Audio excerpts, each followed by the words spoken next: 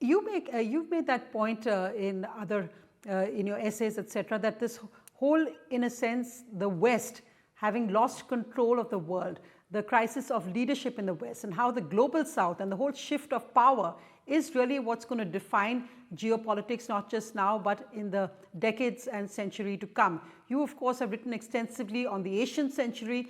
Many observers have said that this could be the Indian century. Tell us why you think the West is in a crisis of, say, leadership, geopolitical strategy, and why you think there's been this shift of balance of power.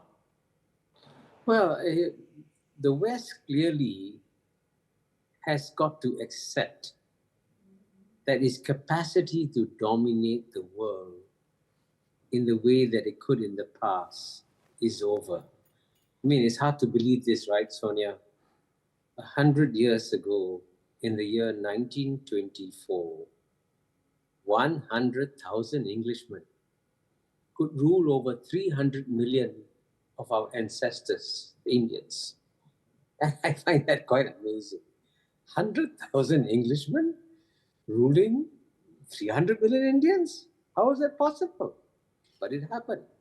It was real. The West was just so incredibly powerful. But the world has come full circle now. And the West now represents 12% of the world's population. The rest make up 88%. And I already illustrated by comparing Europe's GNP with China's GNP. The relative share of the GNP of the Western countries is going down. Let me give you another comparison. Okay, in the year 2000, roughly around then, the combined GNP of the G7 countries, representing the West, was 2.5 times bigger than the BRICS countries in PPP terms. Now G7 is smaller than BRICS. See, that's how times have changed.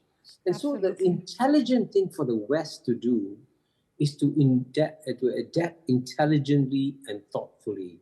And I must emphasize here, I don't speak here as an enemy of the West. I speak here as a friend of the West, trying to persuade both the Europe and United States that it would be wiser for them to share power, to share control of international institutions with the countries of the global South. And, for example, why do we have this absurd rule that says that to become the head of the IMF, you must be a European. To become the head of the World Bank, you must be an American citizen. Why not allow Asians to run these institutions? Because the fastest growing economies in the world are not European, not American, but Asian economies. So these are examples of how we must adapt to the 21st century. And the 21st century, I want to emphasize, will be the Asian century, because it will be the rise of not just China and India, but other Asian powers too. And one small point I'd like to make here is that Indians should pay special attention to Southeast Asia, to the 10 ASEAN countries. Because, 9 out of the 10 Southeast Asian countries have an Indic base in their culture. For 2,000 years, India has been very close to Southeast Asia. And Southeast Asia is emerging as a major growth pole in the world also. And I'll just give you one more statistic Sure. that I think every Indian should be aware of.